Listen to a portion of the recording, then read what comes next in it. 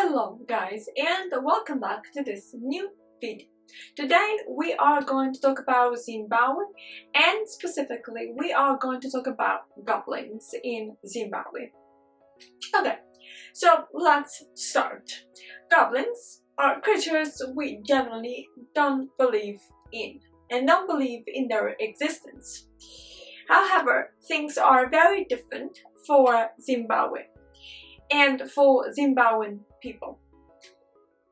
Why is that? Well, in Zulu, the term for goblin is Tokoloshe, also known as Tokoloshe, and it is depicted as this creature that could have the body of a snake but the head of a dog, or also as a dog with scales.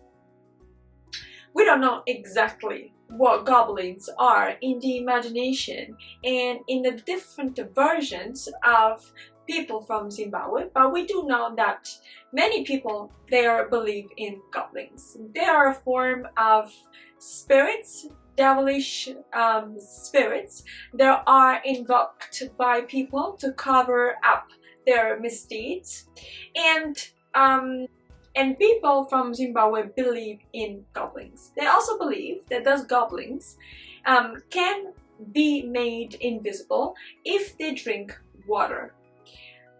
So goblin or Tokoloshe or Tokoloshe are all nouns that indicate this devilish spirit that does also weird things, but at the same time like somehow very cruel things.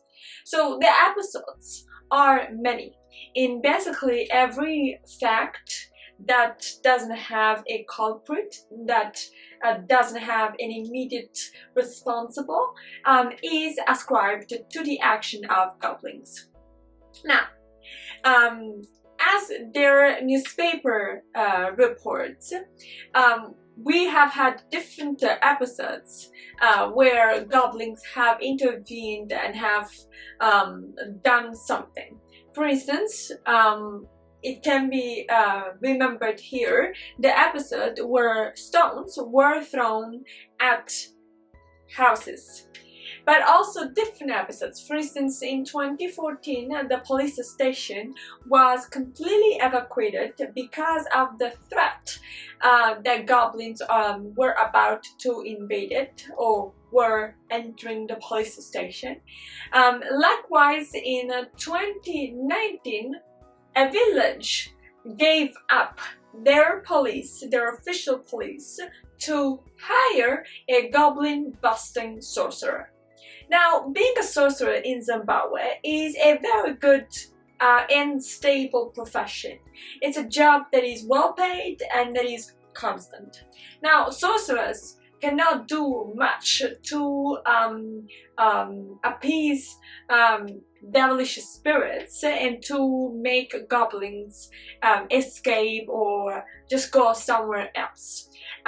Their remedies are, of course, healing sort of rituals that can last up to a year, but they're not ever extremely long in their duration. And also, sorcerers can appease the goblin by giving it chicken. Yes, because chicken is what they eat, chicken and eggs. And once, to my knowledge, was reported a sort of experiment to chase away goblins, and that was with the head of a monkey rolled up in a mat.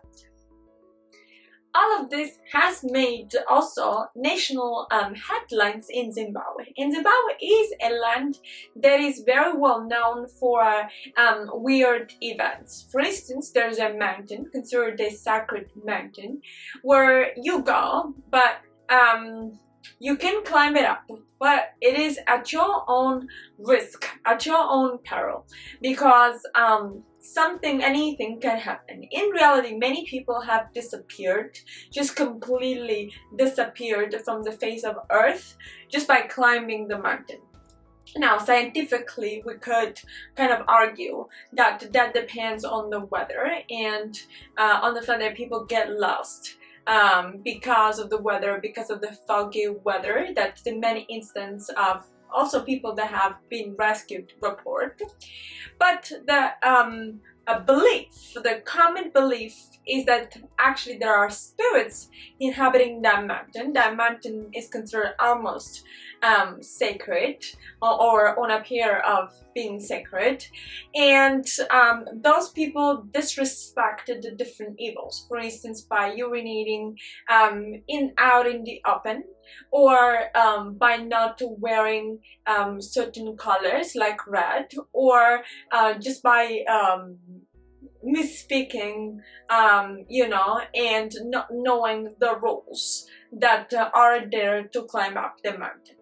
Now, every tradition and every culture, every country has their own beliefs, and we might consider this one particularly rational, but then we might believe that that person brings bad luck, and there's no like scientific in the purest sense of the term. There's no scientific explanation for why that person would bring bad luck, and there's no scientific account for what is bad luck.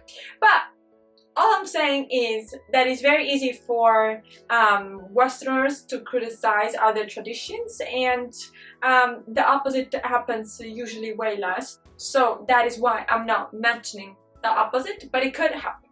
But anyway, it's very easy to criticize, but in reality, each and every one of us has their own irrational, if we're gonna call it like that, beliefs. So I do want to know what you guys think about goblins in Zimbabwe, and yeah, let me know your thoughts.